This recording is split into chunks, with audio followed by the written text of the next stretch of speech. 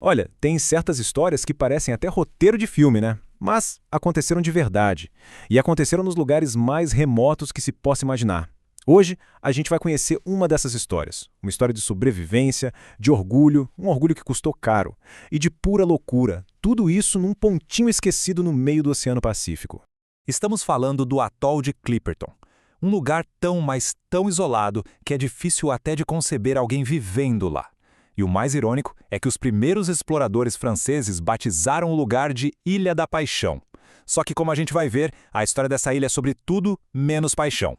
Mas, afinal, por que alguém se mudaria para um lugar desses? A resposta, por incrível que pareça, era um recurso muito valioso no comecinho do século XX. O governo mexicano, em parceria com uma empresa britânica, montou uma colônia lá com um objetivo bem específico: minerar guano. Isso mesmo, excremento de pássaro. O guano era tipo o ouro branco daquela época, um fertilizante super potente que era essencial para a agricultura no mundo todo. Então, para garantir o controle desse recurso e, claro, a soberania da ilha, o México decidiu que precisava ter gente morando lá. É aí que entra na nossa história a figura principal, o capitão Ramon Arnaldo. Ele, seus soldados e as famílias deles formaram uma pequena sociedade, literalmente no fim do mundo. E por um tempinho até que a vida seguiu seu curso. Um navio de suprimentos chegava a cada 2 meses vindo de Acapulco. Mas essa normalidade era muito frágil e estava prestes a se quebrar. O que deu início a toda a tragédia não foi nenhuma tempestade, nenhuma doença, mas sim um evento que aconteceu a mais de 1.000 quilômetros de distância, a Revolução Mexicana.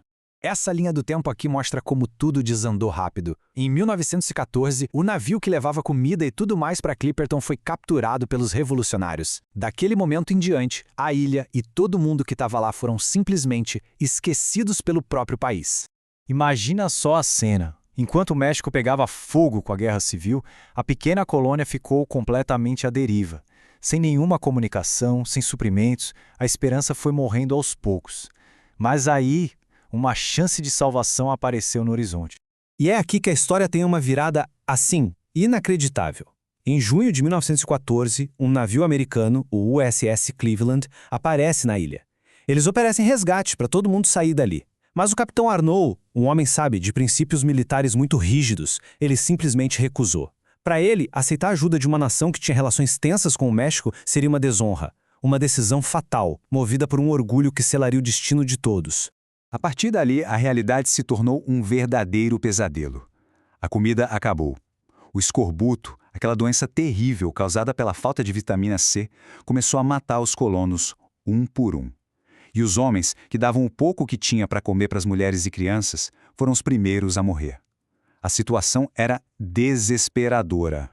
Em um último ato de desespero, o capitão Arnault e os poucos homens que ainda estavam vivos tentaram alcançar um navio que passava ao longe.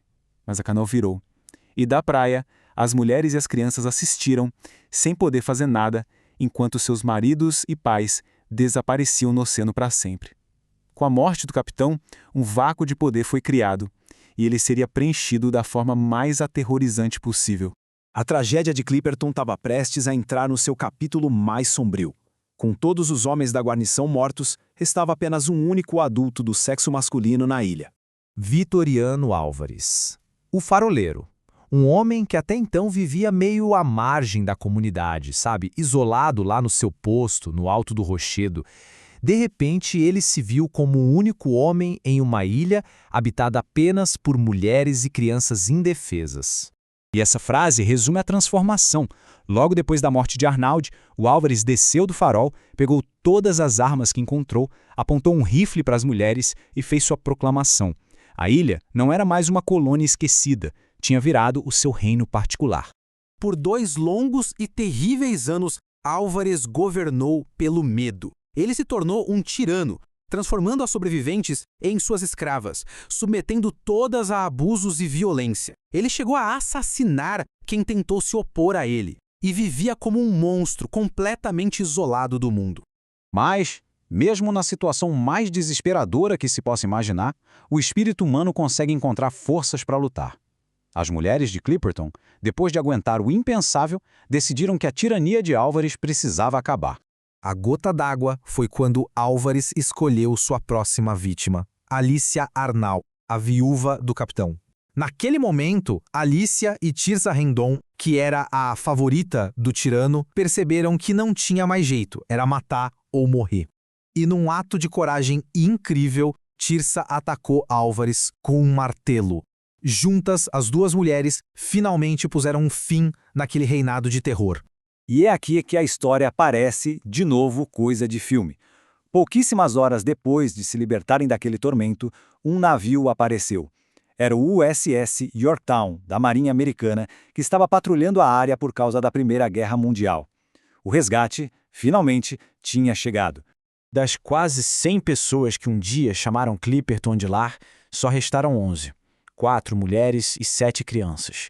Elas eram um testemunho vivo de uma década de abandono, de fome e de uma brutalidade sem tamanho. O resgate marcou o fim desse pesadelo, mas a história de Clipperton ainda guardava um último capítulo, um tanto irônico. Lembram daquela disputa pela ilha que começou tudo? Pois é, em 1931, o rei da Itália, que ficou encarregado de resolver a questão, tomou a decisão. A ilha pertencia à França. Ou seja, toda a luta, todo o sacrifício do capitão Arnaud para defender a soberania mexicana, no fim não valeu de nada. Hoje, a ilha é francesa e continua desabitada. A história dos esquecidos de Clipperton é bem mais do que um simples relato de sobrevivência. Ela é um estudo profundo da nossa condição humana quando a gente é levado ao limite absoluto. Fala sobre orgulho, sobre tirania e, principalmente, sobre a incrível capacidade de lutar de volta, deixando no ar uma pergunta que ecoa até hoje. Que história, hein? Realmente uma coisa de deixar a gente pensando.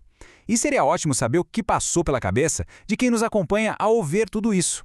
A seção de comentários está aberta para as impressões de todo mundo e, claro, para sugestões de outras histórias incríveis que merecem ser contadas. E para quem gosta de análises diretas e focadas como esta, se inscrever no canal é o melhor jeito de não perder nosso próximo mergulho em outra história fascinante. A gente se vê na próxima!